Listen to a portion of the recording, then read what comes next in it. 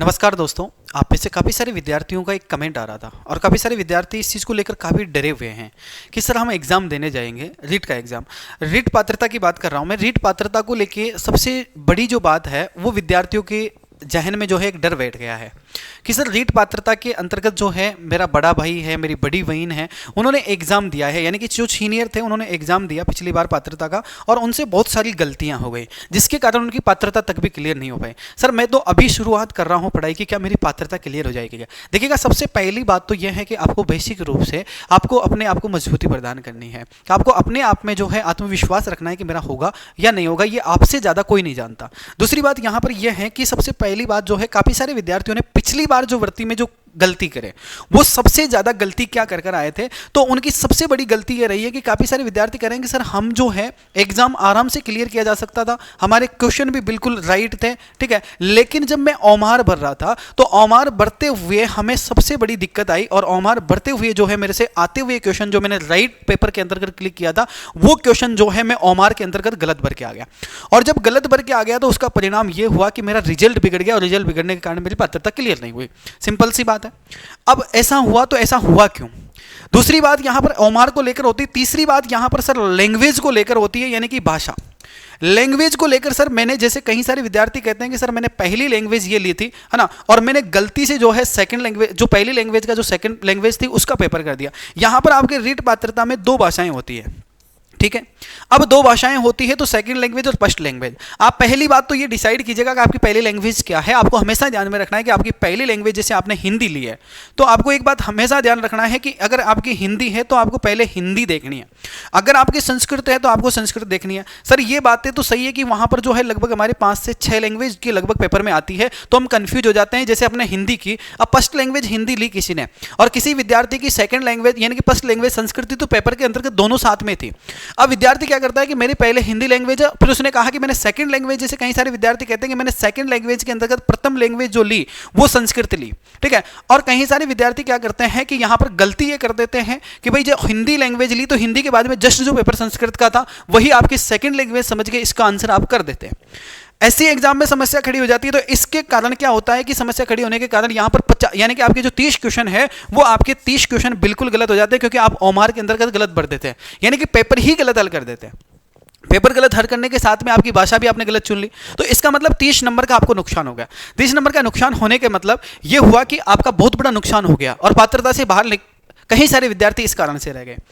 यहां पर देखिएगा, अब सर ये जो गलतियां हैं इसको सुधारे कैसे? ओमार के ऊपर जो गलतियां होती है उसको सुधारने के लिए सबसे बेसिक बात आपको यह है कि ओमार पर आपको एक बात ध्यान रखनी है। जब भी आप क्वेश्चन करें तो पहली बात तो आप जब पेपर देखें तो जैसे आपके हाथ में मान लीजिएगा जैसे पेपर आता है, जैसे ही पेपर आए सबसे पहले पेपर को खोलने के बाद में जब आपको समय दिया जाए कि इसको खोल लीजिएगा, पहले आप ओमार को अच्छे से भरिएगा। उसके बाद में जब आपके पास समय बचा हुआ है और आपको बताया जाए कि आप पेपर खोल लीजिएगा, उस समय पेपर खोलने के बाद में आपको सबसे बेसिक बात यह करनी कि पहले तो एक बार पेपर चेक कर लो। सामान्य जब आपने पेपर चेक कर लिया कि कंप्लीट मेरा पेपर सही है, उसके बाद में आपका दूसरी बात यहां पर सबसे महत्वपूर्ण ध्यान में रखनी है कि सर हमारी जो फर्स्ट लैंग्वेज है वो क्या है। फर्स्ट लैंग्वेज आपने हिंदी चूज की है तो हिंदी के अंतर्गत आपको क्या करना होगा कि जैसे हिंदी आपने ली है तो सबसे पहले आपकी फर्स्ट लैंग्वेज हिंदी, जिस पर आपको टिक लगा लेना है कि मेरी प्रथम लैंग्वेज हिंदी है और टिक लगा के पेपर के अंतर्गत पेज को मोड़ देना है। जैसे आप शिक्षा मनोविज्ञान करोगे, शिक्षा मनोविज्ञान करने के बाद आपकी लैंग्वेज आती है, लैंग्वेज आने के बाद में आपको यहां से जो है जैसे ही शिक्षा मनोविज्ञान समाप्त होगी तो आपको यहां से पेज मोड़ देना है पेपर का कि भाई ये मेरी कौन सी लैंग्वेज हो गई, तो भाई ये मेरी आपकी जो है फर्स्ट लैंग्वेज हो गई। इसी के बाद में आपको ये देखना है कि वहां पर लगभग 5-6 लैंग्वेज में पेपर होगा, 5-6 लैंग्वेज का पेपर होगा तो आपको सेकंड लैंग्वेज जो है संस्कृत मिलेगी, लेकिन आपको संस्कृत वो नहीं करनी है क्योंकि अगर आपने लैंग्वेज सेकंड ली है तो फिर आपको जब 5 लैंग्वेज निकलने के बाद में, क्योंकि भारी भरकम पेपर होता है तो आप उसको में आगे चलेंगे तो आगे चलने के बाद में उसमें बी पार्ट लिखा होता है, पार्ट लिखा होगा यानी कि पार्ट ए आपका कंप्लीट हो गया कि ए पार्ट के अंतर्गत भाषा कौन सी थी, हिंदी थी। इसके बाद में ब वाला भाग जो था आपका, यानी कि ए और ब भाग होता है तो ए और ब भाग जो आपका था, इस ब भाग के अंतर्गत आपकी भाषा जैसे संस्कृत थी, लैंग्वेज संस्कृत थी आपकी,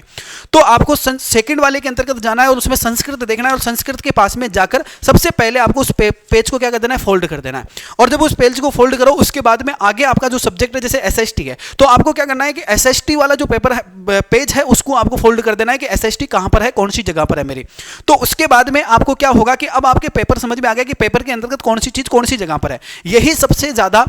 कारीगर आपके एग्जाम को क्लियर करने में कारीगर साबित होती है कि पहली रणनीति आपकी बहुत बेस्ट होनी चाहिए।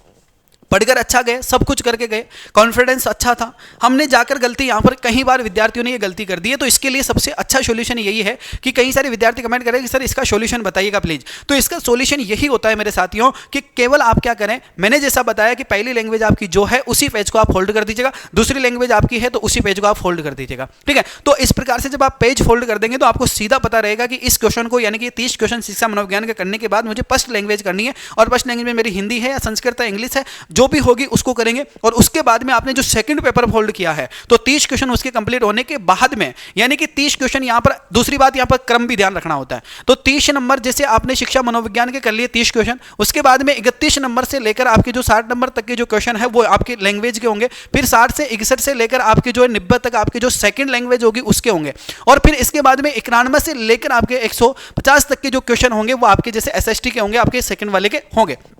तो इस पैटर्न को आपको इस प्रकार से फॉलो करना है। अगर आप इस प्रकार से फॉलो नहीं करेंगे तो जैसे अपने सीनियर्स ने गलती की है वैसे आप भी गलती कर सकते हैं। तो इस गलती से बचने के लिए सीधा सा फंडा यही है कि आपको केवल आपके इस प्रकार से मैंने बताया, पेपर देखें, पेपर को देखने के बाद अपनी लैंग्वेज चूज करें और उसके बाद में पेपर को यहां से मोड़ दें, और उसको पेपर को मोड़ने के बाद में आपको हमेशा ध्यान रहेगा कि आपका पेपर कहां पर है, तो आपसे ये गलती नहीं होगी, ठीक है। अक्सर मानव का स्वभाव होता है कि हम भूल जाते हैं, लेकिन इस भूलने की जो स्वभाव है इसमें परिवर्तन लाने के लिए मैंने आपको कहा वैसा आप कर सकते हैं। तो इससे आपको इससे वेस्ट कोई तरीका नहीं है। दूसरी बात, कई सारे विद्यार्थी कह रहे सर हमारा एग्जाम तो मैंने बिल्कुल सही किया, लेकिन जब ओमार कर रहा था तो ओमार का मतलब ये होता है कि जैसे आपके पास में फर्स्ट क्वेश्चन है और फर्स्ट क्वेश्चन का आंसर आपका बी है, ठीक है। अब वी का गोला भर रहा था, गलती से आपको यहां से जो है आपने देखा कि दूसरे क्वेश्चन के अंतर्गत भी आपका ऑप्शन था सी, और आपने क्या किया कि यहां पर सी ऑप्शन भरना था और आपने भर दिया यहां पर बी, और जब वी ऑप्शन भर गया इसका मतलब नीचे की जो श्रृंखला है जब तक आपको पता नहीं चलेगी कि गलत कहां हो गई, फिर आपने सीधा सीधा आंसर लगाया, आप इधर क्वेश्चन को नहीं देखे और आपने सीधे सीधे गोले भरते चले गए बी से,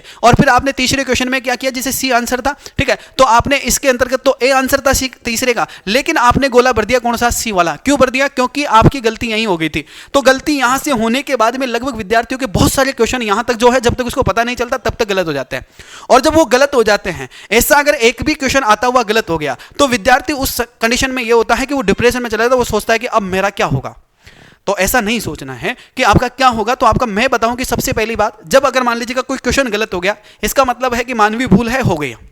ठीक है, लेकिन आपको रिलैक्स होना है, गहरी एक सांस लेनी है और उसके बाद में आपको रिलैक्स हो जाना है, बिल्कुल रिलैक्स होने के बाद में फिर आपको दोबारा पेपर देखना है, और दोबारा पेपर देखने के साथ में ओमार को आपको दोबारा भरनी है, ठीक है। तो इससे क्या होगा कि आपको एक रिलैक्स मिलेगा। मेरी बात आप याद रखना, हमेशा रिलैक्स होकर ही पेपर करना है, ठीक है। अगर आपने जैसे ही आपने ये गलती हो गई, गलती होने के बाद में आप ऐसा उफावों की स्थिति में आ गए कि नहीं यार मेरा तो गलत हो गया, मेरा क्या होने वाला है, ठीक है, तो ऐसी स्थिति में क्या करेंगे कि आने वाले जो अगले क्वेश्चन है ना वो भी आप गलत कर देंगे। तो गलत करने का सीधा सीधा तरीका होता है कि आप एग्जाम से बाहर हो जाओगे। तो एग्जाम से बाहर नहीं होना है आपको, जैसे मैंने आपको तरीका बताया ऐसा आप कर सकते हैं। तो आने वाले क्वेश्चन आपके गलत कभी भी नहीं होंगे उमार में, जिस प्रकार से मैंने आपको जो बातें बताई है इनका विशेष ध्यान रखेंगे। तो अब इसके अलावा अगर आपको एग्जाम को लेकर कोई विशेष कमेंट है तो आप मुझे बता सकते हैं, ठीक है। और इसके बारे में अगले एक विद्यार्थी ने कमेंट किया है कि सर एग्जाम को लेकर काफी डर लग रहा है, इसके बारे में हम आगे बात करेंगे। तो आज की क्लास में केवल अपन ने इतना सा जाना कि रीट पात्रता इस प्रकार से आप गलत लैंग्वेज जो है आप चूज कर लेते हैं, उससे बचने के लिए आप ऐसा कर सकते हैं, ठीक है। तो चलिएगा, आज की क्लास में इतना ही काफी, और वीडियो पसंद आया हो तो लाइक करके जाना और शेयर कर दीजिएगा अपने साथियों को, ताकि सभी विद्यार्थी एग्जाम देने जा रहे हैं तो वो अपनी रणनीति हमेशा इस बात को ध्यान में रखते हुए जाएं। चलेगा, थैंक यू, शुक्रिया, धन्यवाद,